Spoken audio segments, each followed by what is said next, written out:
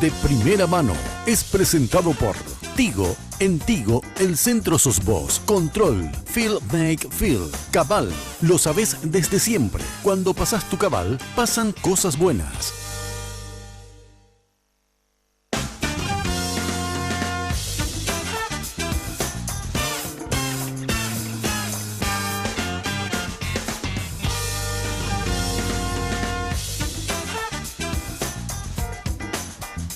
Muy buenas noches, ¿cómo están? Bienvenidos a esta propuesta de Re Guaraní. Como cada miércoles tenemos el gusto de encontrarnos con ustedes en esto que se llama De Primera Mano. Estela Ruiz Díaz, ¿cómo anda? Buenas noches. ¿Qué tal, Carlos? Buenas noches. Alfredo Boxio, ¿cómo anda? ¿Qué tal, Carlos? ¿Cómo te va? Andrés Riquelme. Buenas noches, Carlos. A los televidentes mi respeto de siempre. Bueno, nosotros queríamos entender un poco más con relación al tema gobernación del Guairá y por ese motivo en un principio invitamos al señor Cándido Aguilera, quien es uno de los más férreos y acérrimos contrincante digo bien, de Rodolfo Friedman. Y también invitamos a Juan Ernesto Villamayor. Cuando Aguilera se entera de que Villamayor va a formar parte también del programa, se niega, y cuando nosotros intentamos comunicarle a Aguilera de que incluso puede estar solo, él ni siquiera atiende el teléfono ni responde los mensajes. Siempre es importante decir que nosotros buscamos a todas las partes. A mí no me sorprende porque aun cuando pidió disculpas el lunes, el domingo hizo lo mismo cuando le invitamos para estar en un programa en Villarrica y no apareció. Y en esa ocasión sí se comprometió y en esa ocasión también él sabía que iba a estar solo. El diputado Juan Ernesto Villamayor está con nosotros y bueno, hablaremos con él. ¿Cómo le va? Gracias por lo de diputado, ¿verdad? Viste que me pone claro, es una expresión de deseo a futuro, cosa que te agradezco muchísimo. Debo reconocer, claro. Perdón, me imagino nomás lo que están esperando en la lista de diputados del grupo de Colorado. Ahora tengo unos cuantos desmayados. Tragaron saliva. No te preocupes que no hay problema porque hoy, un poco antes se inauguró el PC de Maru Crichiño. Ahora, hoy a las 19 se inauguró. Y entonces estamos acá y ellos tienen la tranquilidad de que no soy diputado, pero de todos modos te agradezco la buena intención. De todos modos, mientras ellos están saliendo del acto, le contó a la gente ahí de primera mano que él puede ser diputado. Fue parlamentario. ¿Cuánto tiempo? 10 años. En realidad, primero fue completar el periodo del 89 al 93 y 93-98. Prácticamente ejercí poco. En atención a que en ambos periodos estuve acompañando al presidente de la República. Entonces siempre estaba de algún modo con permiso.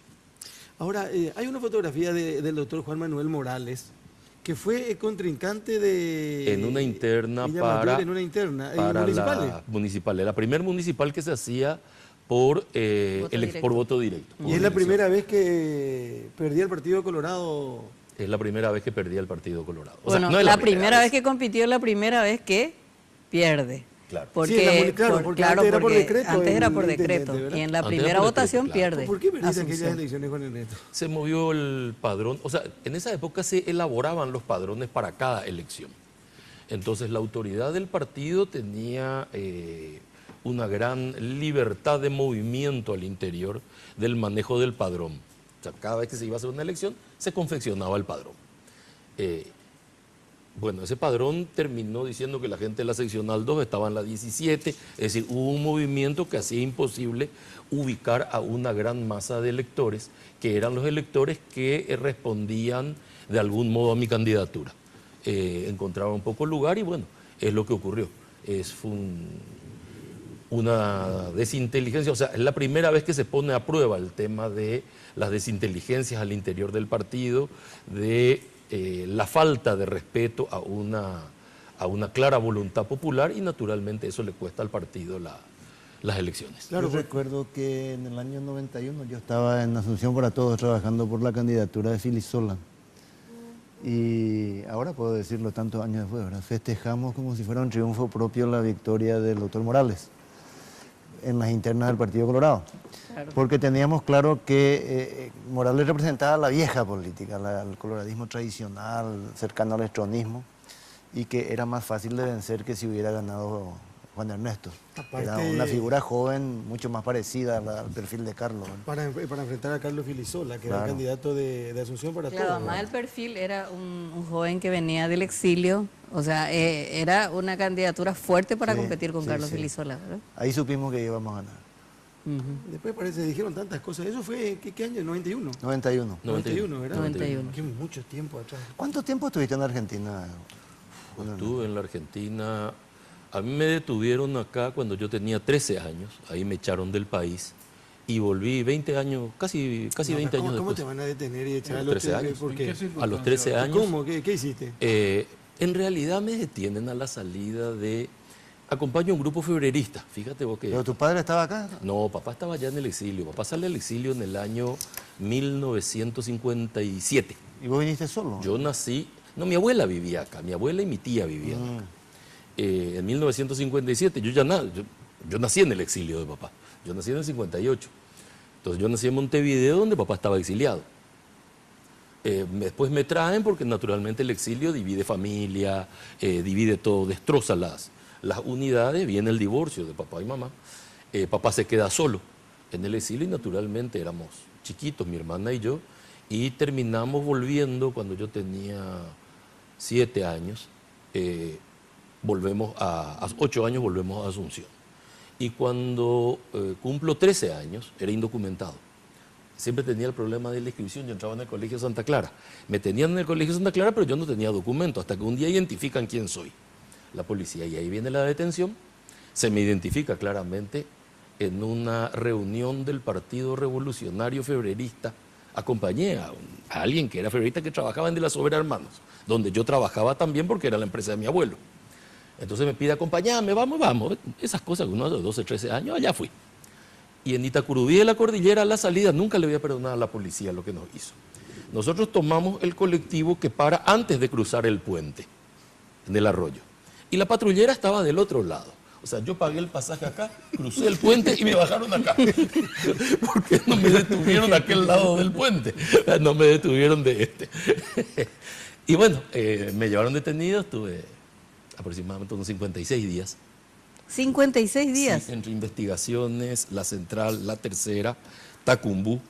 Con Y debo 13 años. Sí, debo reconocer que el lugar donde fui mejor tratado, lo cuento siempre, fue en la Penitenciaría Nacional de Tacumbú. ¿De qué año estamos hablando, doctor? ¿Qué año? Y estamos hablando del 70, y yo de 13 por ahí. años, sí. Entro ahí y viene llegando Irán Delgado von Leppel y hace formar a la gente. Y pregunta quién es Villamayor. Formaban los que no estaban en los pabellones. Hay un montón de presos que siempre quedan sueltos entre los pabellones, andan durmiendo por los pasillos. Por supuesto, yo estaba ahí en esa zona. Nadie me había adjudicado una celda, no podía entrar al pabellón. Y pregunta quién soy. Y cuando me identifica, recuerdo que Irán Delgado von Leppel dice, acá tiene que haber un error. O sea, este no es el terrorista que participó en el secuestro de Jan Duncan Martin. ¿Qué se había ocurrido eso?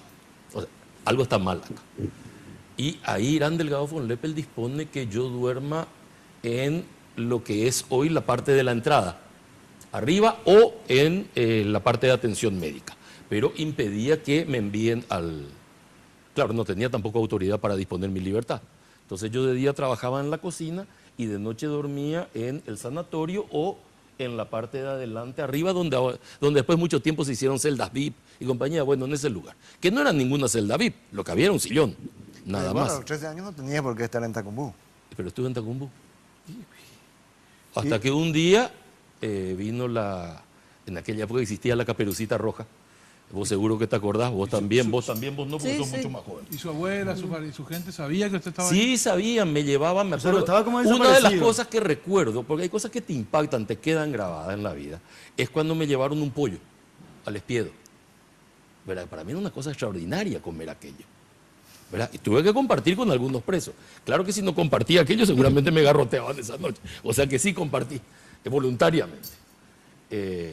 Cuando compartimos aquello y recuerdo muy bien la imagen esa. Y recuerdo la imagen del día de, creo que era Santa Rosa, o algo así, 30 que de se había agosto. hecho, claro, que se había hecho pasta Porque nosotros lo único que comíamos era locro y saporó, no había otra cosa.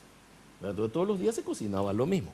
Yo ayudaba a descargar la leña que se tenía que tirar en unos huecos abajo para levantar desde ahí a la cocina y trabajaba en la cocina, que no estaba nada mal porque el que parte y reparte se queda con la mejor parte. Entonces yo siempre algún pedazo de carne ligaba en la cocina. Bueno, ¿y después qué pasó? Y después me echaron, vino la Caperucita Roja a buscarme, me llevó hasta la costa del río, me subieron a una lancha, me hicieron cruzar el río y me echaron en Puerto Pilcomayo, con el gentil deseo de que no vuelva nunca más. ¿Solo? ¿Ni con ningún familiar? Solo, nada. Y yo recuerdo, Puerto Pilcomayo no tenía luz eléctrica, se iluminaba con lampión. Y subo, porque naturalmente el río está mucho más abajo, en una parte empinada, no en el puerto propiamente, subo y veo un lampión allá lejano, a unos 200, 300 metros de distancia, que era el local de la Prefectura Naval Argentina, un puesto que estaba dentro de Puerto Pilcomayo, dentro de la ciudad, no en el puerto propiamente, sino dentro de la ciudad. Y allí me presento y le digo, mire, me acaban de poner ahí, me dejaron acá, no tengo documento, no tengo nada. Y me dice, ¿y usted quién es? Y yo soy Juan Ernesto Villamil. ¿Y quién le dejó? Y la policía, ¿pero cómo? ¿Qué policía le va a dejar ahí? No, la policía paraguaya, no la argentina. Dice, ¿pero cómo la policía paraguaya le va a dejar? O sea, algo que el suboficial no alcanzaba a comprender. Y le digo, Juan Ernesto Villamayor, me dice, ¿usted es el hijo de Jesús María? Sí, pero su papá está por acá, espere. Y llamó por radio y él le informa a papá, que estaba en Formosa, por radio, que yo estaba en ese momento ya en Puerto Pilcomayo.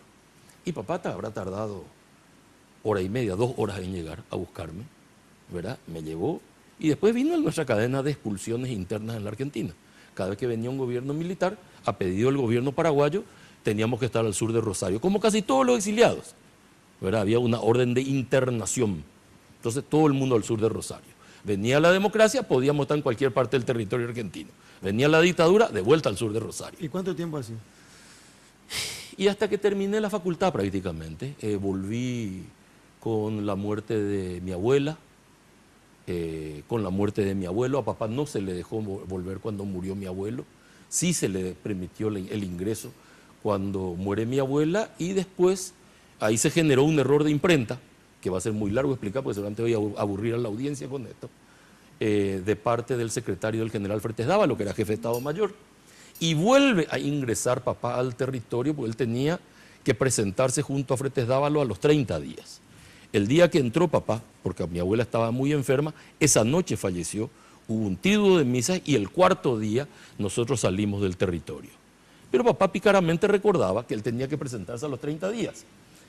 26 días después vuelve a entrar. Y por supuesto nos detienen en el aeropuerto. Papá explica que tenía orden de presentarse con Fretes Dávalos.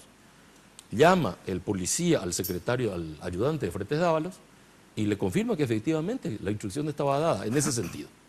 Y allí la policía nos libera y dice, bueno, vayan adelante, pasen.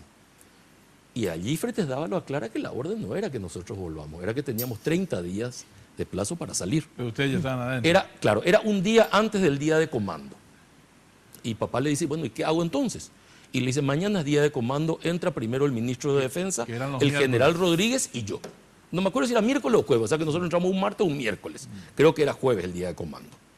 Ingresamos y le dice, quédate en tu casa, no salgas, yo te voy a llamar por teléfono, si no te llamo, venía a las 3 de la tarde. Y nos vamos al día siguiente, no llamó, vamos a las 3 de la tarde y le preguntamos, ¿y qué hacemos ahora?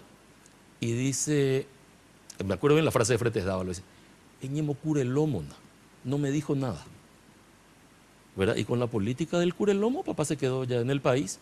Yo salí, cerré algunas cuestiones que teníamos pendientes en la Argentina y volví. ¿Qué año? Y estamos hablando 1983, 82, 83, un poco antes del retorno del Mopoco y compañía. Hoy decíamos que una fecha como hoy murió Stroessner, ¿verdad? Hace 11 años. Sí. Hoy, 16 de agosto. 16 de agosto. ¿Fue Stroessner en el Brasil? Del 2006. Bueno, sigamos. Diputado dijo... ¿Sigamos o empecemos? Por 10 Estamos años. hablando de otra cosa. No, nos interesa hablar de Juan Ernesto todavía. No conocía esa parte de la Yo historia. tampoco. No sabía que a los 13 años y me estaba sorprende preso. lo Sí, de estuve. los 13 años en la cárcel. Estuve preso en la cárcel, ¿Y en hubo la otros primera, niños? en la segunda. Sí, montones había. Montones, cada uno por una razón distinta, Claro. por supuesto, ¿verdad? Porque los motivos, es que igual que en la política, cada uno por una razón distinta. Claro. En la postrimería del electronismo todavía no hacías política, ¿no? Yo sí, claro. acompañaba siempre al Mopoco. Yo soy un semifundador del movimiento ético con Carlos Romero Pereira. Se había creado dos líneas ahí, una de Carlos Romero Pereira, o sea, él era el actor principal, donde estaba Eduardo Benialgo, yo, y por el otro lado el tradicionalismo renovador de Ángel Roberto Seifar, ¿verdad? Eran los dos grupos disidentes que hicieron aquella proclama de San José y Carlos Romero Pereira el libro Una propuesta ética. Eran los dos pilares sobre los cuales se empezaba a abrir al interior de la Junta de Gobierno un escenario de debate que se estableció en torno a lo que se llamaba Stroessner nunca más, la tesis democrática. ¿Qué recuerda? ¿Qué diputado, qué parlamentario recuerda de su época, Juan Ernesto? Eduardo Benialgo. Por ejemplo, para decir, ¿qué diputado era? ¿Qué parlamentario era? No, había muchos parlamentarios, había de mucho lustre. Nosotros lo teníamos en la Cámara de Senadores, estaba Lovera, Eduardo San Martín. Fernández Arevalo. Claro, Fernández Arevalo, que fue constituyente conmigo. La Cámara de Diputados había gente muy preparada. Eduardo Benialgo, el mismo Víctor Hugo Sánchez, que era un tipo preparado, con quien se discutía, José Antonio Moreno Rufinelli. Es decir, había gente, Ángel Roberto Seifar. Al Mopoco se le muere inesperadamente Osvaldo Chávez, Al Mopoco se le muere inesperadamente Osvaldo Chávez, efectivamente. que hubiera jugado un papel muy importante. Sin ninguna duda, un hombre muy inteligente. Y fíjate que ahí se produce un encuentro muy extraño, porque en la misma mesa de la Junta de Gobierno estaba sentado Edgar Ifrán y Lovera, perseguido y persecutor, ¿verdad? Estaban sentados, o sea, era un capítulo de la historia que había que leerlo con mucho detenimiento, y a mí me causa una gran satisfacción el haber participado de eso. No haber tenido naturalmente, porque la edad no me permitía, y la experiencia tampoco, el protagonismo que me hubiese gustado. Pero bueno, si bien mi protagonismo era bastante inferior, es lo que yo podía aportar en ese momento a lo que era las dos líneas maestras en las cuales se iba a dividir nuevamente el Partido Colorado. El grupo que defendía el tema del voto directo y el que defendía el sistema de voto por convencional. Verá que gana aquel voto directo por un voto en la Cámara de Diputados. Pero llegaste a ser un joven de mucha confianza de Andrés Rodríguez. Gracias a Dios, sí, el general Rodríguez, que yo creo que es uno de los hombres más preclaros en toda la transición, si no el más preclaro, porque era un hombre que tenía objetivos específicos y los cumplía. Y el objetivo era, 1, le vamos a dar al país un nuevo código electoral. 2, le vamos a dar al país con el nuevo código electoral y con una participación ciudadana acorde a estos principios, una nueva constitución. Y 3, le vamos a dar otro código electoral detrás de la Constitución ya adaptada al nuevo modelo de la Constitución. Y 4, me voy a mi casa. Y cumplió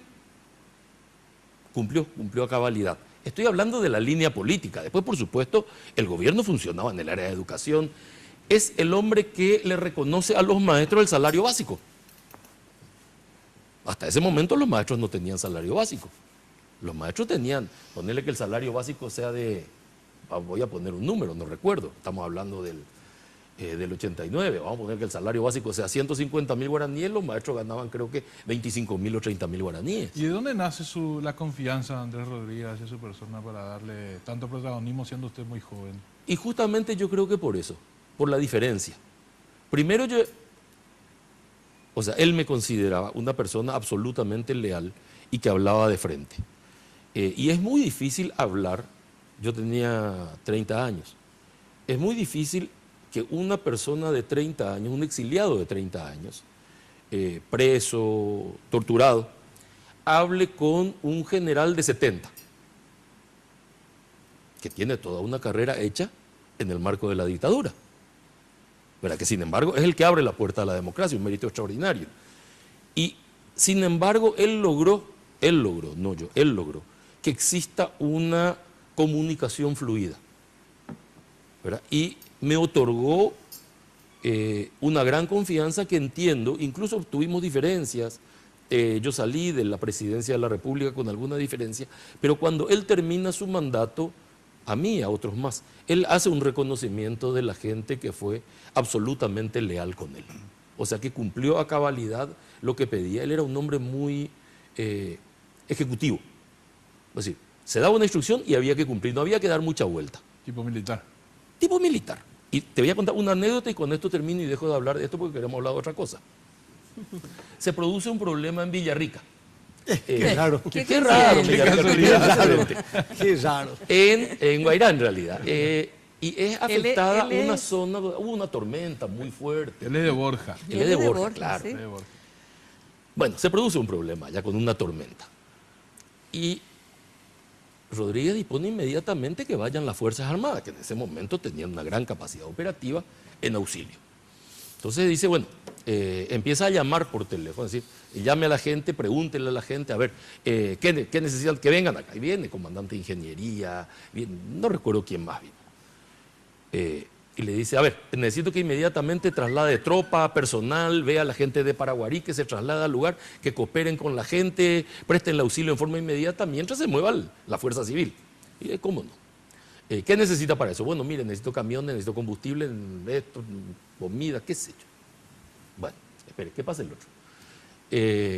Necesito que se trasladen a Borja. ¿Qué necesita? Bueno, camiones, combustible. El pedido era exactamente similar porque evidentemente estaban todos cortados por la misma tijera.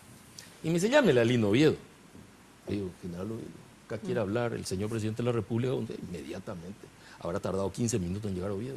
Mira, Oviedo, tenemos pues este problema en Guairá, de esta tormenta. Necesito que inmediatamente se movilice el ejército y que vaya ahí, que haga acto de presencia y que socorra a la gente y atienda a la gente y asista a la gente. ¿Cómo no, señor? ¿Qué necesita acá? Que usted dé la orden, señor. Vaya, pues, Leo. Así hay que hacer. Que usted dé la orden. Salió mucho más caro. Pero no me traiga el problema, tráigame la solución. Ese era Andrés Rodríguez. No me traigan el problema, tráigame la solución. Fuiste entonces rodriguista Sí, claro. y después guasmosista.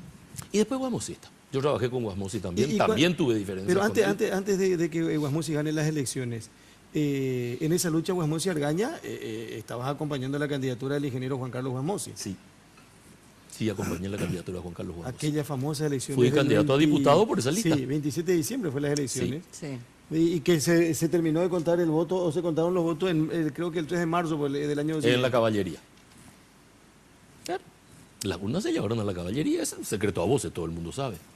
Entonces resulta que hay gente que levanta la mano y se ufana de haber conseguido algo, y en realidad los que se ufanan no son necesariamente los que consiguieron, ¿verdad? Yo estuve en desacuerdo con todo aquello y me mantuve lejos ya de toda esa parte. No habrán visto participación mía en toda esa zona, y si alguna vez me tocó conversar, incluso yo conversé con Guasmosi, le dije, en la vida cuando uno tiene algo que no le corresponde, lo bueno es devolverlo a quien le corresponde.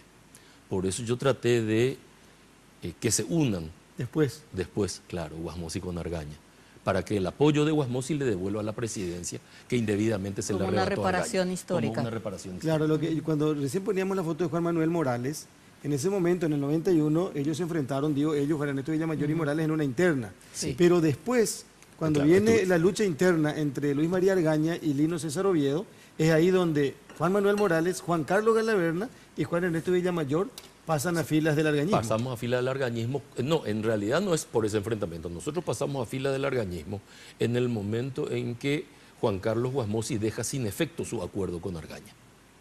Ah, claro, no, porque usted y confirma la candidatura de Facete. Y confirma la candidatura de Facetti. En ese momento nosotros pasamos al argañismo. ¿Y en qué circunstancias lo eligen a Guasmosi como el candidato? Se lo eligió en la residencia presidencial.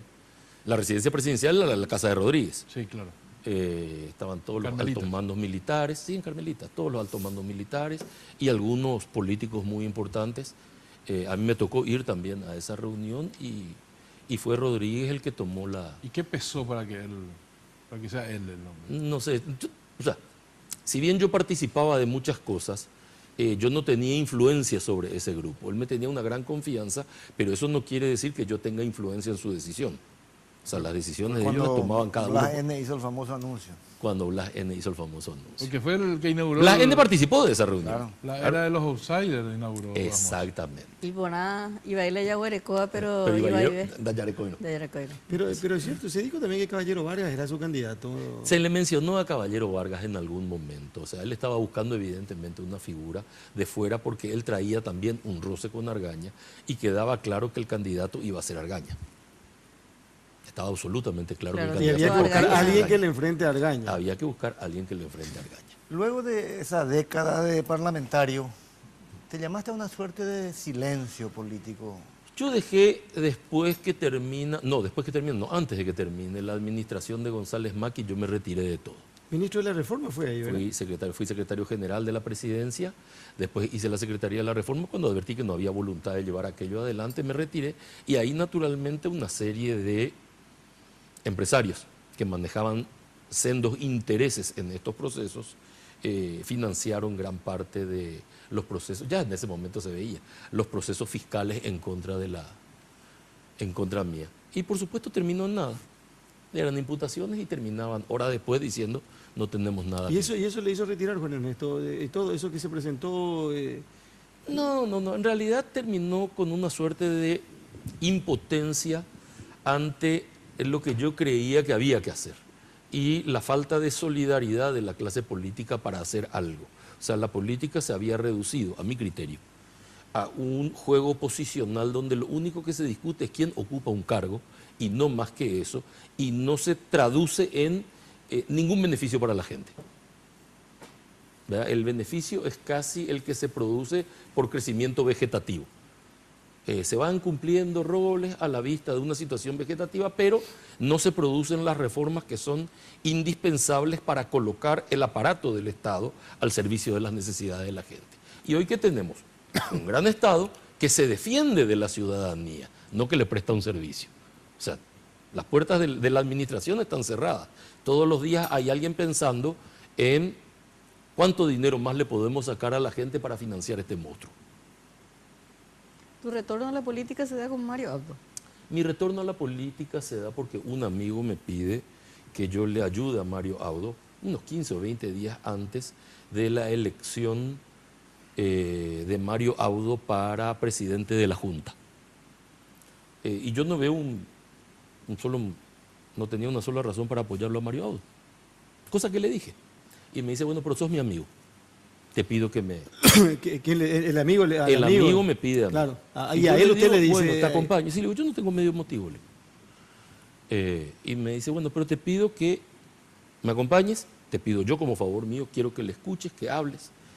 Y debo reconocer que para mí, que yo nunca había hablado con Mario Abdo, fue una auténtica revelación.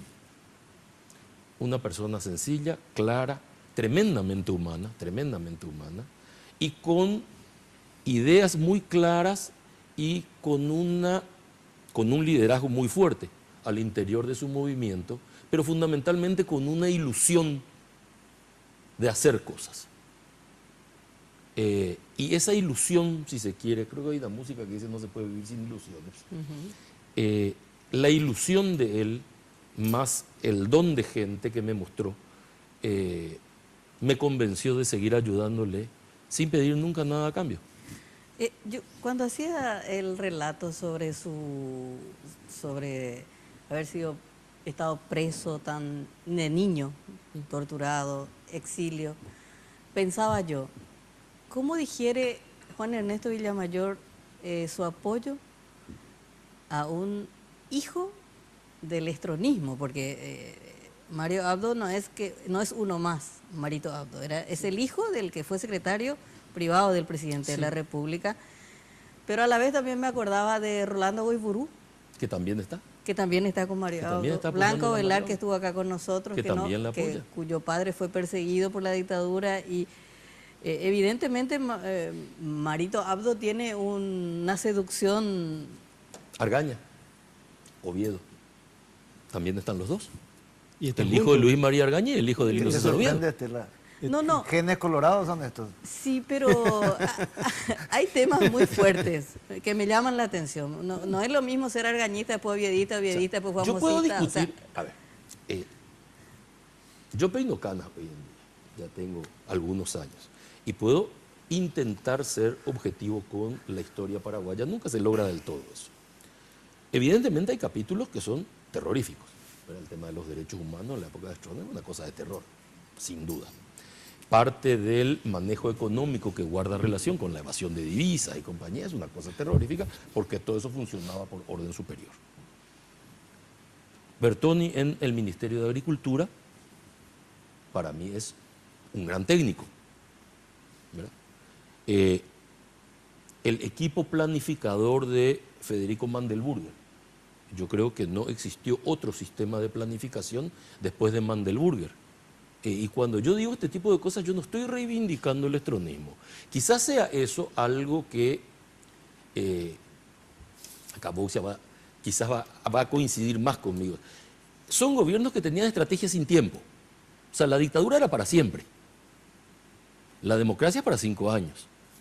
Entonces, cuesta mucho más establecer una política de Estado en un sistema democrático, con políticos que se consideran fundacionales, porque la república empieza el día que él llega, y por supuesto va a terminar el día que él se vaya, contra una persona que se siente y dice, me voy a quedar acá hasta mi muerte, y es muy conveniente tener una planificación a corto, mediano y largo plazo.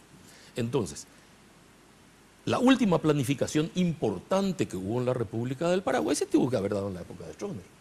La marcha al este es un objetivo geopolítico, geoestratégico. La construcción de Itaipú, la construcción de Yacyretá, son factores más que económicos políticos, son decisiones políticas que responden a una estrategia. La expansión de la frontera agrícola, son cuestiones que responden a una estrategia. Yo no puedo estar de acuerdo con el estronismo. Pero fíjate que Marito también se vuelve víctima de una intolerancia que viene después porque finalmente él no es actor del estronismo. Él es sencillamente el hijo de Mario Abdo, no es más que eso. O sea, no tiene pecado en eso. Y desde la Biblia, salvo en el Antiguo Testamento, nos dicen que los pecados de los padres no se deben transmitir a los hijos. Para eso está el bautismo, que nos libera del primer pecado que cometió el primer padre y la primera madre, ¿verdad? O sea, si la religión acepta eso, nosotros no podemos ponernos hoy en la tesitura de condenar a una persona en atención al agrado o desagrado que tengamos respecto a la actuación del padre. Juan Ernesto, ¿le puedo asegurar antes del primer corte que toditos pensamos en algo cuando Juan Ernesto habla de esta manera del estronismo? Y en el argumento que da con relación al estronismo. En la defensa que, no sé si defensa es la palabra, de Mario Abdo Benítez cuando se le dice cómo justifica lo del estronismo. Que él dice en el último debate, creo que dijo con Luis Vareiro, No, ¿qué que la opina de historia, Stroessner, le pregunto? ¿Y la historia lo juzgará? la historia lo juzgará. ¿Y qué querés que diga la persona que llevó el ataúd de Alfredo Stroessner? O sea, ¿qué tiene que decir Y- él para darle satisfacción al crítico? O sea, ¿qué tiene que decir él? Nosotros nunca tuvimos nada que ver con el estronismo. O sea, yo fui perseguido. ¿Condeno el estronismo? No. O sea, veamos. El estronismo, igual que cualquier dictadura, la dictadura de Pinochet, terrible en materia de derechos humanos, tiene factores económicos positivos que son innegables. Claro, nadie quiere que eso suceda. Desde su perspectiva, entonces, Santi Peña dio la respuesta correcta, dijo en términos de derechos humanos aplazados. No tocó Sí. los demás temas. Sí, sí, Pero sí, la historia lo juzgará, pues significa que nadie le juzgó todavía y que ese juzgamiento queda a futuro. Puede ser, o mira, yo ya lo juzgué. O sea, yo no Por requiero eso. de la historia para juzgarlo. De todos Yo ya lo modos- juzgué y ya lo condené. De todos modos decíamos aquí, y como asesor de Marito, te repito, te puede servir. ¿Asesor de Marito ¿Asesor vos quién? o yo? ¿Asesor quién? No, yo soy apoderado, no, pero para saber. No, pero hablas con él. Con razón o sin ella, este tema le van a Pero por preguntar y supuesto. tirar a Marito. Pero es que no va a hasta- poder negar nunca y no tiene Pero interés dale en negar. un speech más sólido. Bueno, le voy a decir ahora, Marito nos está viendo en este momento, ya sabes de quién es la recomendación. Bueno, hagamos la primera pausa, en un ratito seguimos con Juan Ernesto Villamayor, de primera mano esta noche aquí en Red Guaraní.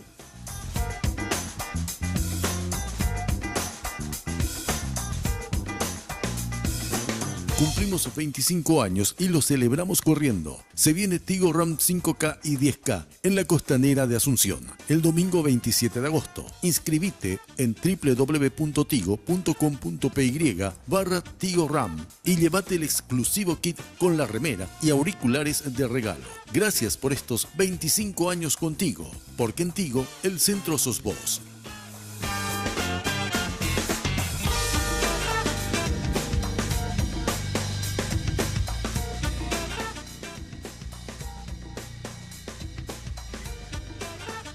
porque siempre hay una manera más fácil y en los momentos de mayor intimidad, cada segundo cuenta. Descubre el primer preservativo control con aplicador Easy Way, que facilita la colocación del preservativo de una forma rápida y sencilla.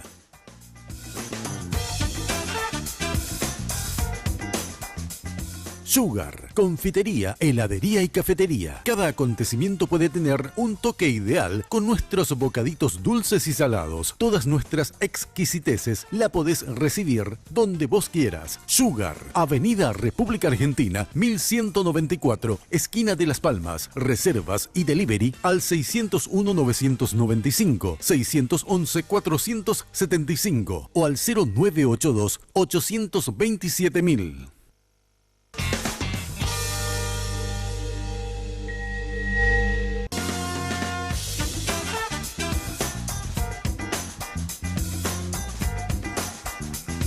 Juan Ernesto Villamayor, nuestro invitado esta noche de primera mano. Nosotros cuando quisimos hablar con él del tema Gobernación del Guairá, también invitamos a Cándido Aguilera. Cuando Cándido Aguilera se enteró de que iba a venir Juan Ernesto Villamayor, dijo muchas gracias, hasta luego, no sé, no respondo, no quiso hablar porque no quiere discutir con Juan Ernesto Villamayor.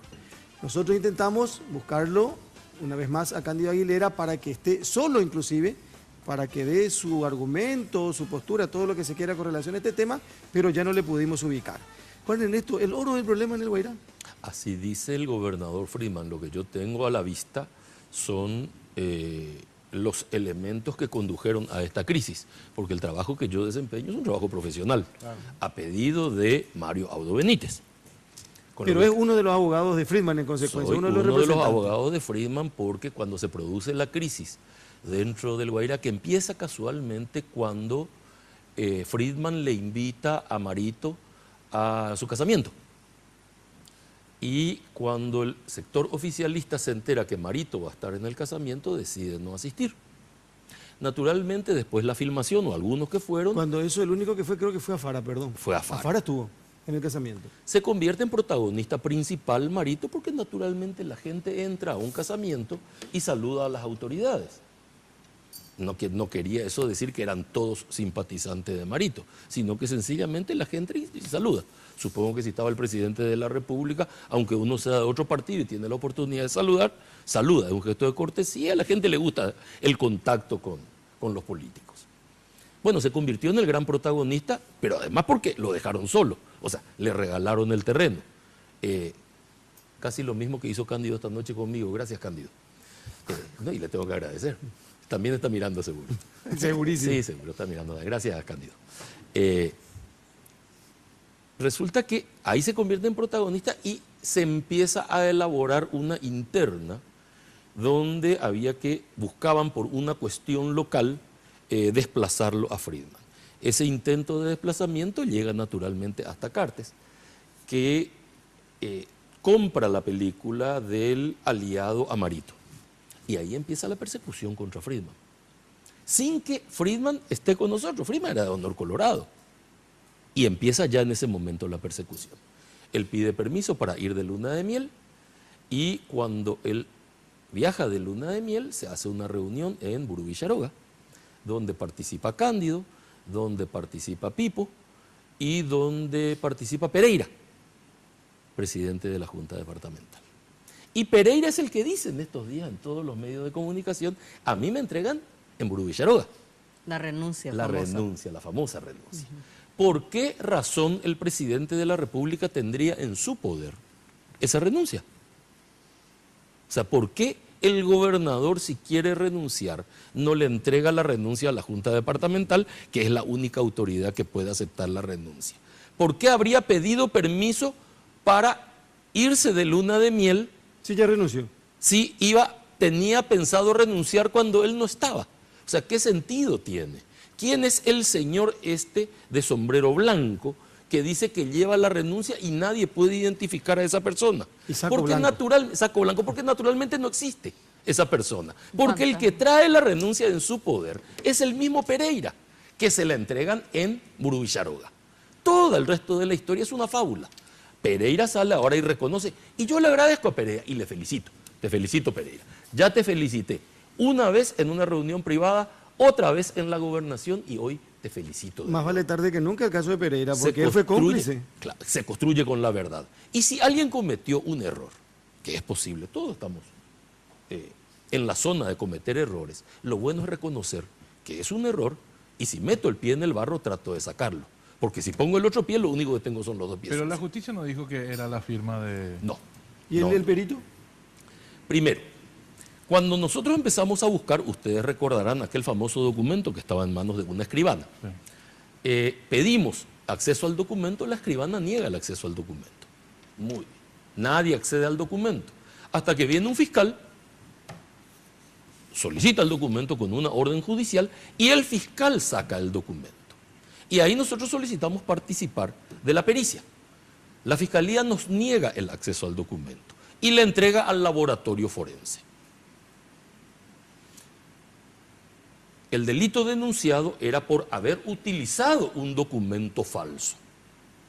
Entonces, ¿qué hace el laboratorio forense? Dice que el documento es verdadero y de ese modo no se puede procesar a los que utilizaron el documento falso, porque el laboratorio forense dice es verdadero. Entre tanto, nosotros presentamos acciones civiles que tienen como finalidad que un juez pida el documento para que nosotros podamos participar de la pericia. La Fiscalía le niega a la justicia la entrega del documento a pesar de haberse oficiado. Es decir, hasta ahora ustedes no vieron... Nosotros nunca vimos el documento. Y en este caso, el último, el que traemos con la justicia electoral, lo único que ingresa al expediente es el informe. Que nosotros impugnamos el informe porque el informe arriba a una conclusión sin que nosotros hayamos visto nunca el documento y sin que nunca un perito nuestro haya podido peritar el documento. El documento sigue desaparecido.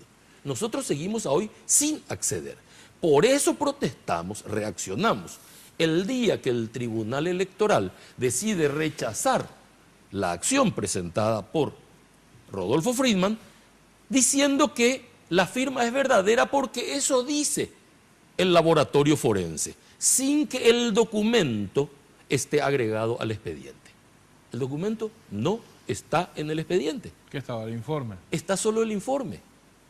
Y yo estoy de acuerdo con que haya un informe, pero permítanos, por favor, acceder al documento.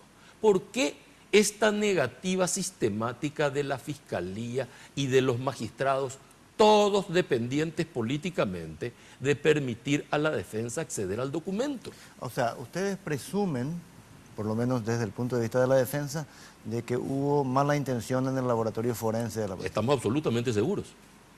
Estamos absolutamente seguros. Había un informe pericial anterior que decía que la firma era falsa. Había un informe pericial anterior que decía que la firma era falsa y después se hizo un informe grafológico Sí. del contenido de la firma que no era pericial, porque en realidad nadie tuvo el documento propiamente, Claro. sino que tenían fotografías Que fue el y que cosas así. después fue presidente de Exacto. APA, Exacto. pero que trabajó sobre una fotocopia, según él. Trabajó sobre una fotocopia. Entonces, permitan que acceda y nosotros vamos a poner nuestro perito, ellos ponen su perito y lo que digan los peritos Pero estará entonces, bien. ahí hay dos cosas desaparecidas.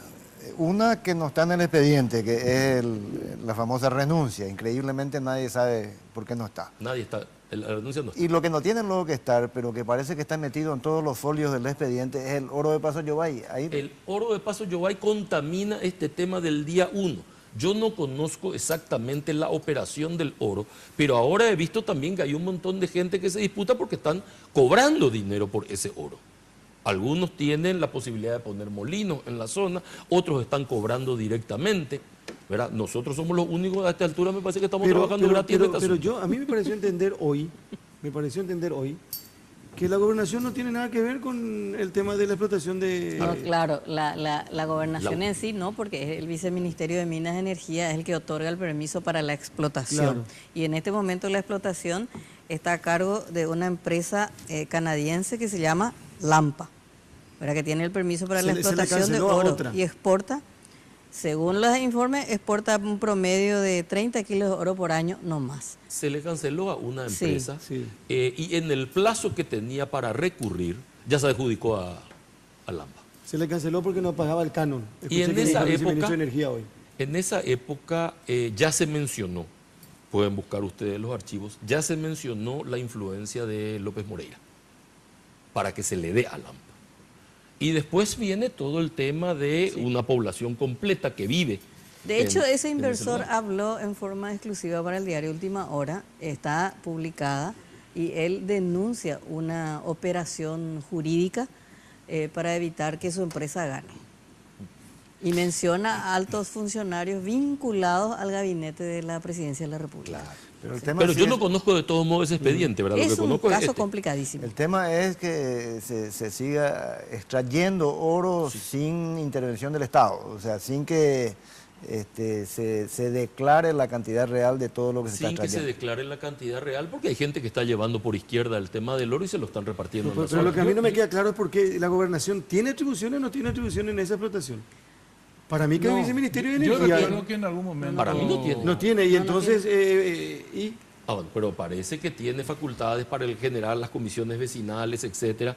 O sea, parece que es la parte social la que puede manejar y coloca gente o saca gente del lugar. Ahora, Más que eso yo no doctor, conozco, pero eso habría que pedirle a los protagonistas que expliquen exactamente Claro, qué hay rol una cumple. asociación de mineros que también extrae en forma natural o artesanal el oro. A eso iba, Estela. Yo recuerdo Sí. que Friedman en algún momento Sí. fue y apoyó a esa asociación, Claro. Sí. abiertamente. Y ahí es que se genera, según Exacto. su relato, la pelea con Pipo Alfonso en Burbicharoga, donde el senador Alfonso dice, Friedman le reclama porque él se va a apoyarle a esta asociación. Bueno, esa es la, aparentemente viene por ahí, es uno de los orígenes que se clava, naturalmente. el ¿Cómo origen sigue económico. esto? Bueno, Y esto está terminado. Juan Ernesto. Lo que pasa es que cada día se abre un capítulo nuevo en un culebrón de una novela que ya se acabó. Porque, ¿qué dice la sentencia?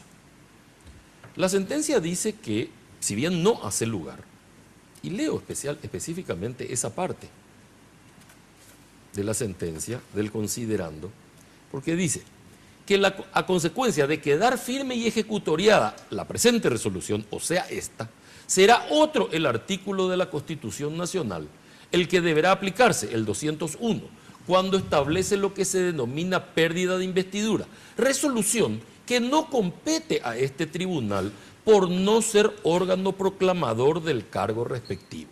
Es decir, el mismo tribunal dice, si bien no le hago lugar a su demanda, no vamos a emitir ningún juicio sobre quién es o quién deja de ser o quién pasa a ser gobernador porque no me no compete. es nuestra No, no, no. competencia. Sin embargo, el día que sale esto, el día que sale este documento, el abogado Pereira presenta una nota a la comandancia de la policía diciendo que por su interpretación de este documento, Óscar Chávez es el nuevo, por su interpretación. es decir, ¿quién hace eso? Pereira, un abogado, de apellido Pereira, y le dice, mire, esto es. ¿Y qué hace la policía? Moviliza 400 hombres, 400, a pedido de un abogado. O sea, es un poder fantástico. Imagínate si el fiscal le llega a mandar la nota, ¿verdad? Movilizó el 10% de su tropa total. Más carros hidrantes. 3 carros hidrantes que llegan en día de lluvia, ¿verdad? Eso en Villarrica puede ser muy normal, que el carro hidrante llegue cuando está lloviendo a cántaros. Que no se puede reabastecer porque la ESAP no suministra agua. Entonces tiene otro problema el carro hidrante ahí. Y si ustedes ven la filmación del movimiento del carro hidrante, cuando la gente entra a la gobernación, ven que el carro hidrante entra, sale, pero nunca tira agua. Lo único que no tira el carro hidrante es agua. Después le asusta a todo el mundo con el tamaño, pero agua no tira porque no tiene dónde abastecerse. Bueno, la cosa es que movilizan 400 policías, grupo especial de operaciones, cascos azules, policía común, 400 hombres en total, más los carros hidrantes. Cierran el lugar, prohíben a los funcionarios entrar y prohíben al público entrar a una repartición pública. O sea, yo no sé para qué serviría una repartición pública donde el público no pueda acceder. Díganme mañana que no se puede entrar al tribunal y yo no sé más cómo diablos se manejaría un expediente. O al Ministerio de Hacienda, entonces dejarían de recaudar.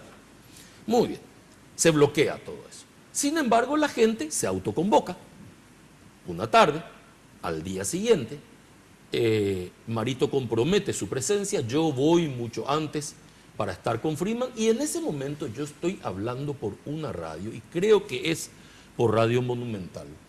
habría que buscar en el archivo de la radio, en el momento en que la gente empieza a echar la valla. Y la policía, ¿qué hace? Se repliega, primero desordenadamente y después con un poquito de orden. Se repliega directamente. No hace absolutamente nada. No hace absolutamente nada, se repliega. Se repliega y la gente arranca el portón y van ingresando y yo me convierto en cronista, voy transmitiendo lo que ocurre. Bueno, entra la gente, entran los cascos azules, pero naturalmente la gobernación de Guairá creo que tiene 8 puertas de entrada. La gente entró por todas las puertas que tenía a mano. Ingresó y allí los que estaban irregular e ilegalmente ocupando el lugar se dan a la fuga, huyen. Algunos saltan la verja con el auxilio de la policía, pero está todo en las redes sociales lo que fue pasando. Algunos se les grita a medida que se van yendo, pero si hubiese producido el enfrentamiento que dijo la policía entre 400 policías y 3.000 manifestantes, ¿cuántos heridos yo tendría en este momento? ¿Cuántos contusos? ¿Cuántas cabezas rotas? ¿Cuánta gente en un sanatorio? No hay nadie.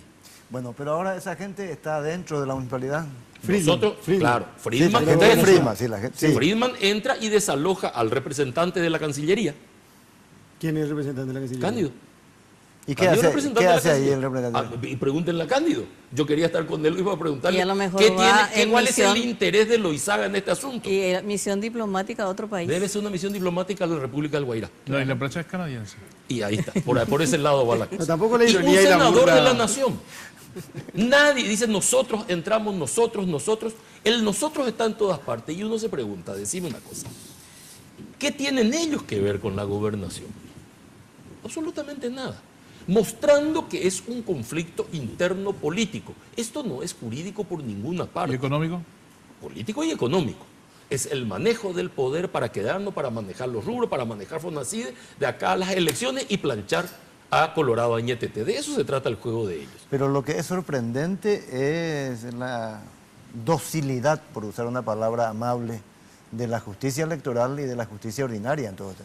La verdad es que es bastante amable la palabra, tenés razón en eso, coincido, en la amabilidad del término. A mí se me estaba ocurriendo algo un poquito menos amable. ¿Cómo qué? Sinvergüenzas. Porque no puede ser que la Fiscalía haya actuado del modo que actuó en este tema. No es posible que la justicia haya actuado del modo que actuó, sacando una sentencia fundándose en un documento que no está agregado al expediente, que no se Juan nos permite Ernesto, el acceso. si hubiese existido un documento, una resolución judicial, Sí. en donde la resolución judicial decía que a partir del sábado 12 de agosto, Óscar Chávez es el nuevo gobernador. Sí. Eso es una cosa. Eso sería una cosa, pero Y que en base a esa resolución judicial se pide protección a la policía, pero también mediante una resolución judicial. Eso no existió, dice usted. No existe, Dice existe que resolución judicial, no existe oficio de la justicia, no existe nada. Y de Hay hecho una el comisario, notificación. cuando le pide al fiscal que le acompañe, cuando le envía la nota pidiéndole que le acompañe, le dice que el único fundamento que tiene es la nota de Pereira. Por eso cuando el ministro habla de que se le pidió desde la gobernación, que le pide Chávez, el ministro del Interior está mintiendo. ¿Cómo mintió en toda la conferencia de prensa que hizo ayer? Cuando dice, sí, yo me reuní con el detenido Florentín, Sí. del Gustavo caso Florentín. Quintana, yo me reuní con él porque hay poca credibilidad en la policía. ¿Y él qué tenía que hacer ahí? ¿Para qué tenía él que reunirse con el detenido? Cuando él dice yo me reuní, es cuando la versión de Florentín, a mi criterio, cobra fuerza. Porque yo puedo decir, bueno, a ver, Florentín dijo cualquier cosa con carácter desesperado, pero él dice el ministro se reunió conmigo y me ofreció esto. ¿Y qué dice el ministro? Es cierto, me reuní con Sí, él. pero el Ahora ministro, tenemos que dijo convenir- que no fue cara a cara, que fue con un grupo de gente Sí, que... sí, sí. Sí, Pero estamos pero- tratando a otro tema. Sí, O sea, pero el ministro miente cuando dice se le pidió desde la gobernación. Eso es mentira porque el comisario reconoce que él lo único que tiene es la nota de Pereira para entrar y atropellar la Ahora, gobernación. doctor, usted... que es lo que hizo. tenemos que convenir en que ese agregado de la resolución de la justicia electoral en realidad le favorece a usted, porque lo que por hace supuesto. es aclarar que el status quo dentro de la gobernación no se debe modificar. A mí me molesta ver algo que yo considero injusto, no que yo tengo o no tengo razón. O sea, yo me rebelo contra una sentencia que dice que se funda en un documento que no tienen a la vista. Porque si bien hoy es aparentemente en mi contra y en el fondo me conviene, yo no quiero ganar el partido de este modo. O sea, yo trabajo para demostrar la razón de mi cliente. Y me gusta que si tengo razón, se me reconozca. Y si efectivamente no la tengo, se me diga, no tiene razón. Y termino y yo sé aceptar cuando no tengo razón. Pero esto es un manoseo gigantesco. Doctor, hay algo que yo no entendí dentro de todo el proceso. Esa resolución número 11, por la cual la Junta Departamental deja sin efecto lo resuelto en las resoluciones 2 y Que es 3. ratificado en la resolución 20. Correcto. ¿Por qué eso no se llevó al expediente ¿Se de la llevó? justicia electoral? ¿Se llevó? ¿Figura en el Sí, expediente? está dentro. Está dentro. ¿Pero está atacado de nulidad o no? No. No hay nadie que haya atacado eso. Pero a la justicia electoral no le interesa eso. Porque efectivamente, y ahí sí algo de razón tienen. Porque ellos dicen, nosotros nos vamos a juzgar quién es. Entonces no voy a considerar si existe la renuncia, no existe la renuncia, no voy a considerar esto. Porque si la Junta Departamental dice que es Friedman o dice que no es Friedman, no es algo que yo pueda considerar. En ese punto le doy la razón. Donde no le doy la razón es en rechazar el tema con el argumento de que hay una pericia agregada, cuando en esa pericia no pudo participar la defensa. Es allí donde no le estoy dando la razón. Ahora, doctor, en términos jurídicos, ¿qué puede suceder ahora? Porque Nada. Friedman está en la gobernación, pernocta allí, pero eso es casi un pero se puede absurdo. vivir así. Ahora, a diferencia de lo que ocurría, que estaba toda la policía rodeando el lugar y la puerta cerrada, hoy la puerta está abierta y no hay ningún policía. ¿Y quién ejerce el poder? Friedman, claro, efectivamente? si él Es es el cierto gobernador. que- Pero la puerta está abierta. ¿Pero porque qué es una esperan institución ustedes que pública. pase en Es el cierto que futuro? faltan documentos. Sí, eso dijo Friedman y dijeron todos los funcionarios que ingresaron lo que encontraron es una carpeta con el despido de todos. O sea, se los iba a echar a todos para colocar a la gente oficialista en todos los cargos. Estaba el 100% del personal despedido y estaba todo firmado. Dijo Aguilera que encontraron también cosas de Marito de la campaña en la oficina de la gobernación, que era casi era un PC de Y Marito. seguramente se lo llevaron porque no estaba más. Cuando entra Friedman ya no está más nada. O sea que evidentemente, si ellos encontraron eso, se lo robaron también. Para ir a otro corte, Mónica, la compañera, habló con el abogado Sisul, tratando de encontrar, porque yo siempre digo, más allá de que mucha gente cree que uno busca la confrontación o el lío, o el enfrentamiento, uno lo que quiere es tener más clara la película. De un lado quien defiende a Chávez y del otro lado quien defiende a Friedman. Que busca la verdad. Claro, y que la gente vaya sacando conclusiones, ¿verdad? Entonces, como Aguilera primero dijo que no quería compartir con Villamayor y que él entendió que iba a estar solo. Tenía miedo de debatir con Bueno, Villamayor. perfecto. Y bueno, si no quiere estar, nosotros no le podemos obligar tampoco. Entonces, Mónica le busca a Sisul, al abogado Sisul. Ramiro Sisul. Y el abogado Sisul le dice que acá solamente se le da espacio a Friedman.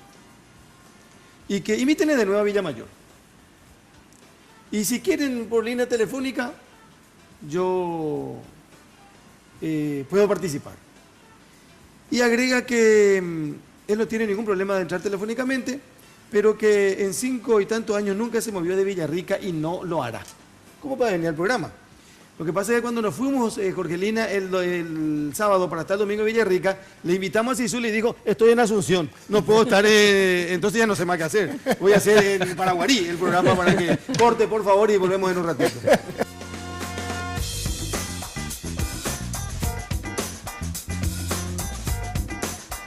Porque siempre hay una manera más fácil y en los momentos de mayor intimidad, cada segundo cuenta. Descubre el primer preservativo control con aplicador Easy Way, que facilita la colocación del preservativo de una forma rápida y sencilla.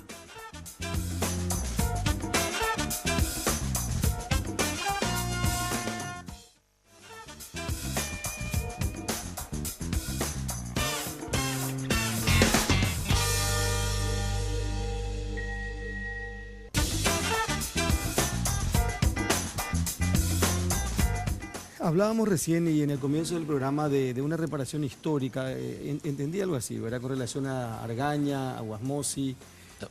Volvemos al tema anterior. Sí, Sí, ¿verdad? es lo que yo pensé en ese momento. Por el ¿verdad? tema de aquella elección que ganó Argaña, pero que ganó Guasmosi. Ya. Exactamente.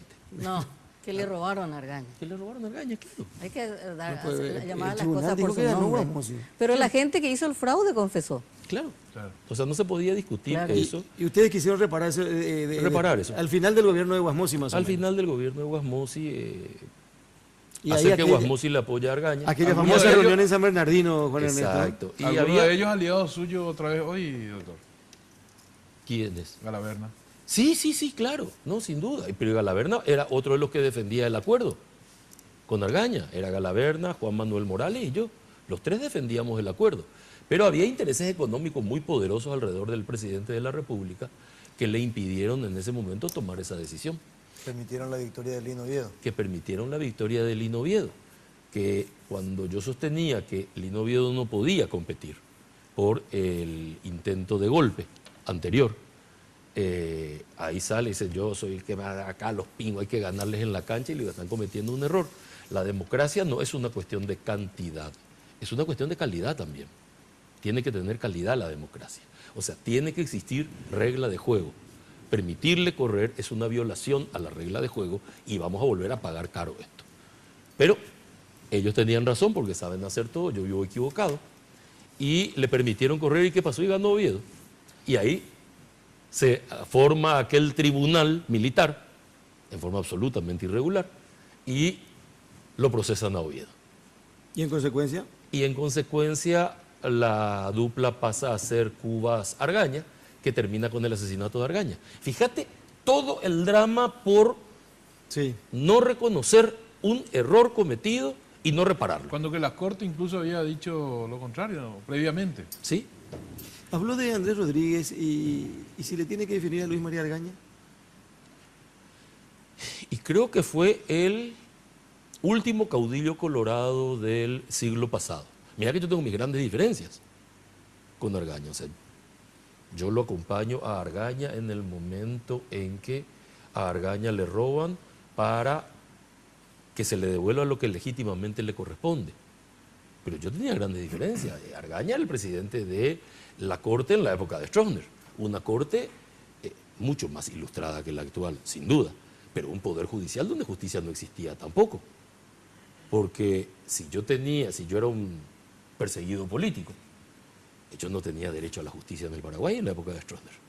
Y yo no creo que haya nadie que me pueda decir que el Poder Judicial en aquella época, esté quien esté, no Argaña, finalmente Argaña era un ilustrado, esté quien esté, el Poder Judicial era un reparo de los derechos humanos de la gente frente a la omnipotencia del poder. Eso no existía. Y sin embargo sí, lo acompaño a Argaña y lo acompaño con entusiasmo. Vamos a la actualidad de ahora, en estas internas, estás cercano a Marito. Se vienen los 3 meses. Este es el nuevo caudillo, por eso lo mencioné a Argaña como el caudillo anterior. El siglo Este va a pasado. ser el nuevo caudillo de este siglo. Va a ser una lucha muy dura. Estructura Va a ser una lucha muy partidaria, 2 candidatos jóvenes. Sí. ¿Cómo ves eso? ¿Cómo está la campaña? A mi criterio está muy, muy bien la campaña. La falla que de algún modo hemos visualizado en la elección anterior, te digo, yo ahí tuve 15 días, o sea, no tuve participación, pero la falla que se visualizaba es una falla que hoy está absolutamente corregida. La cobertura de todas las mesas. La cobertura de todo el país, de punta a punta, mesa por mesa. Para cada mesa hay 4 personas. Eso está todo previsto en este momento. El sistema de transmisión está precautelado. La tenencia de la documentación y de los certificados, todo ese sistema y el sistema de transporte de los certificados, todo eso está cubierto. De modo tal que en este momento, ¿qué nos queda? La simpatía de la gente. Y al interior del Partido Colorado, un candidato colorado tiene simpatía. Es muy fácil de vender la imagen de Marito. Y supongo que al otro grupo, incluso se estaba hablando hasta hace poco, no prende, cuesta vender la candidatura de Peña, porque naturalmente es un recién afiliado y al día de hoy sigue afiliado al Partido Liberal Radical Auténtico. ¿Y por qué dicen entonces que va a ser difícil las elecciones si hay tanta diferencia en un candidato y otro? Porque todo el mundo ve que es la fortaleza del aparato estatal más un flujo de recursos gigantesco de origen bastante irregular. Fíjate que en estos días se impide otra vez que se controle el dinero de las internas. Pero por algo se está impidiendo esto. y es para que fluya libremente los recursos a una candidatura. Marito dice algo que por momentos a la gente, fundamentalmente a la prensa, a la gente independiente puede no caerle bien. Shareco ese capricho repina. Ya yo tapiata platare. Porque los recursos para la campaña están cubiertos hasta el último día. ¿Cuánto cuesta una campaña interna colorada? Y una campaña interna colorada para nosotros está en el orden de un poco más de 5 millones de dólares. 5 millones de dólares. Para ellos está en el orden de 40, 45. Hoy falleció el doctor Aníbal Cabrero Herón, presidente del tribunal. Lamentablemente. presidente del Tribunal Electoral Partidario, y creo que Ex fiscal general del Estado. es fiscal general del Estado, muy respetado, hombre de derecho, y creo que dentro del internismo colorado era una garantía del proceso electoral. Sin duda. ¿Cómo ven ustedes hoy el Tribunal Electoral? Con preocupación, fíjate que hace 72 horas veíamos en una conferencia de prensa a un miembro del Tribunal Electoral Independiente siendo abogado de una de las partes. ¿Quién? Y Benito Torres es abogado de Arnaldo Samaniego. Salió en la conferencia de prensa explicando toda la gestión de Samaniego. Fue funcionario y hoy actúa de abogado de él. Y Benito Torres ya era Es miembro del tribunal, abogado de la municipalidad. claro, y es miembro titular del Tribunal Electoral Independiente. Es que a mí no me importa lo que él haya sido, Claro, pero lo que es hoy no ahora. podía haber hecho lo que hizo. ¿Y quién le suple a Aníbal Cabrero? ¿Cómo se Herón? hace el reemplazo? González Infran. González Infran. ¿Y cómo lo El ven? doctor González Infran. Que la historia lo juzgue. ¿Viste un dicho nuestro ese? Nunca, sí, parece que compraron ese, patentaron ese. Vamos a dicho. ver, ¿verdad? O sea, vamos a juzgarlo en la cancha. ¿Tienen miedo del fraude, doctor? Mira, miedo del fraude se tiene siempre, en todas las elecciones. Entonces, cuando nosotros vemos la posibilidad de fraude, ¿qué hacemos? Trabajamos para que el fraude no se produzca. Que nosotros tenemos sumo interés en que no haya fraude. No queremos, nosotros no vamos a robar un voto, pero tampoco queremos que nos roben ninguno. Entonces, mi trabajo, el trabajo de todo el equipo que me está acompañando es encontrar fórmulas para que el fraude no se produzca. Es cierto, depende de la convicción de la gente, depende del material humano, pero la convicción de la gente existe. Miren la imagen de Guaira. 2.000 o 3.000 personas que están dispuestas a enfrentarse a la policía que vienen espontáneamente, y después voy a recaer en esto, dispuestas a enfrentarse a la policía para defender su institución. ¿En serio le van a comprar con 500.000 guaraníes? Y te digo bien espontáneamente porque a mí me encantaría que la policía, el comisario Argüello, ¿dónde está Argüello? ¿En qué cámara lo tengo Argüello? Es que no sé. Dame una cámara, ahí está.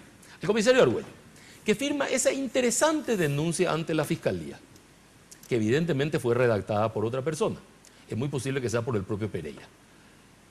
Usted, comisario, dice que tiene filmaciones y acá se habla de que la gente fue transportada. Supongo que si yo voy a transportar 4.000 personas, debo tener unos 500 colectivos. ¿Por qué no me muestran la filmación y la imagen de los 500 colectivos, mi apreciado comisario? ¿Por qué no muestran eso? ¿Por qué no muestran la larga fila de colectivos que trajo la gente en los términos de la denuncia de Coronel Oviedo o de Caazapá o de cualquier otro punto de la República, menos de Guaira? Para decir que no es gente que se movilizó espontáneamente. ¿Por qué no nos muestran eso? Porque no lo tienen, una vez más. Como ayer no tuvieron la orden judicial, hoy no tienen la imagen de los colectivos. ¿Y sabe qué? La denuncia que usted presentó en mi contra tampoco tiene fundamento. Y me pone como abogado, es decir, entra Rodolfo Freeman y está su abogado. El delito para usted, comisario, es ser abogado. Queda claro que usted de leyes sabe muy, muy poco. Le ubica a Marito en el lugar. Marito llegó 2 horas después. Y le ubica, que es más grave todavía, al doctor Roque Paiva. Y Roque Paiva en ese momento está siendo amenazado de muerte por 3 sicarios en Pedro Juan Caballero a la hora que la gente está tomando la gobernación de Guaira. ¿Quién es Roque Paiva? Roque Paiva es el otro abogado de Friedman que trabaja con nosotros. Y Roque Paiva hace la denuncia porque Roque Paiva se va hasta Pedro Juan para presentar un amparo que por orden superior se rechaza para evitar que se produzca este enfrentamiento. Él va hasta Pedro Juan. En el momento en que la gente ingresa a la gobernación, Roque Paiva está en Pedro Juan. El informe del comisario Argüello dice que Roque Paiva estuvo en el lugar. Comisario, usted no sabe ni quién estaba en ese lugar. Usted no tiene idea de lo que pasó. Y la verdad es que Si yo fuese ministro del Interior, este es el momento que lo estaba citando a usted para que me explique cómo usted pudo haber presentado una denuncia de esta naturaleza ante la Fiscalía. ¿En qué concluye la denuncia? Entraron los miembros de la Junta Departamental. ¿Y qué hicieron? Se sentaron a deliberar. Y uno dice, no suena muy lógico que la Junta Departamental delibere. Parece que es delito en Guairá que la Junta Departamental delibere. Sobre todo cuando va a sacar la resolución 20/2017, que confirma la resolución número 11, que confirma la resolución número 10, que confirma la resolución del 24 de mayo del 2017, que confirma todas las resoluciones y que confirma además que el gobernador electo por voluntad popular de la gobernación del departamento del Guairá en ejercicio pleno de sus funciones y atribuciones es el señor Rodolfo Friedman Alfaro. Y esto lo firma Rodolfo Pereira Duarte, el que denuncia que la renuncia le entregaron en Y que hoy hoy denuncia amenaza de muerte. Y el abogado Javier, exactamente. Y los mismos sicarios contratados en Pedro Juan son los que están amenazándole de muerte en este momento a Pereira. Yo tuve que llamar por teléfono, lo pongo de testigo, al senador Acevedo, pidiéndole por favor a Acevedo que vea un procedimiento para garantizar la vida de Roque Paiva, porque la policía no lo iba a hacer. Y fue el senador Acevedo el que se movilizó, me dijo, yo estoy allá ahora en contacto, minutos después, ahora yo estoy en contacto con Roque, yo me voy a quedar con él. Doctor, ¿este es un pleito regional? No, es un pleito nacional. Es un pleito. ¿Está Horacio Cartes detrás de esto como operador principal o es un observador? Y si no estuviese como operador principal, ¿por qué la renuncia la habría entregado él? ¿Qué sentido tiene? ¿Quién puso en marcha esto? Y si ahora que le haya salido todo mal es otra cosa. Perdón, Juan Ernesto. ¿Y si los otros fueron los que le llevaron la renuncia al presidente y le mostraron y de ahí salieron... Los otros son Cándido que, Aguilera no, y los contrarios a Friedman. ¿Y por qué tendrían ellos la renuncia? Pues ya no sabemos. Fíjate, ahora claro, es puede... que no se entiende por qué razón la renuncia está en la residencia presidencial. Eso es lo que no se entiende en este juego. Su cliente le jura y rejura a usted que él jamás firmó ninguna Jamás renuncia. firmó eso. Y te digo una cosa, yo corriendo en Ñuguazú, que hace rato no corro, ahora camino nomás, pero cuando yo corría en Ñuguazú, mientras corría, hacía una firma que se parecía más a la de Friedman que la que está en esa hoja, mientras corría. Escuchando todo esto, uno tiende a darle la razón a Marley Figueredo cuando Marley dice... tiene toda la razón del mundo, diga lo que haya dicho, yo estoy de acuerdo. La política es un puterío, dijo. Jamás Y hay que tener en discutir, cuenta que jamás este voy a discutir con la gobernadora, tiene razón. Este pleito de dimensiones nacionales comenzó justamente en el casamiento de Marley con... Sí, señor. con Juan el Ernesto gobernador. Villamayor, gracias por venir a visitarnos esta noche. Muy gentil. Por favor, el placer es mío, lamento mucho el no haber escuchado acá mismo la otra campana. Yo también lamento. Es interés nuestro, de hecho, los abogados que hacemos, debatimos. ¿Verdad? Lamentablemente el oficialismo ahora trata de imputarme, va a tratar de que vaya preso. Vino hoy mi novia y me dijo, che, parece que te quieren detener. Y le digo, sí, parece que sí, déjame tu teléfono, me dijo. Yo pensé que ¿Y me qué iba a dice? decir. Prefiero irme preso. Gracias, Juan Ernesto, muy amable. Gracias a ustedes. Último corte, por favor, y venimos para el cierre de esta propuesta de cada miércoles. Sugar, fábrica de momentos. Vení a descubrir ese toque que va a encantar a los tuyos. Tortas, postres helados, alfajores, variedad de bocaditos dulces y salados. Todo para ese mágico momento. Sugar, Avenida República Argentina, 1194, esquina de Las Palmas. Reservas y delivery al 601-995, 611-475 o al 0982-827.000.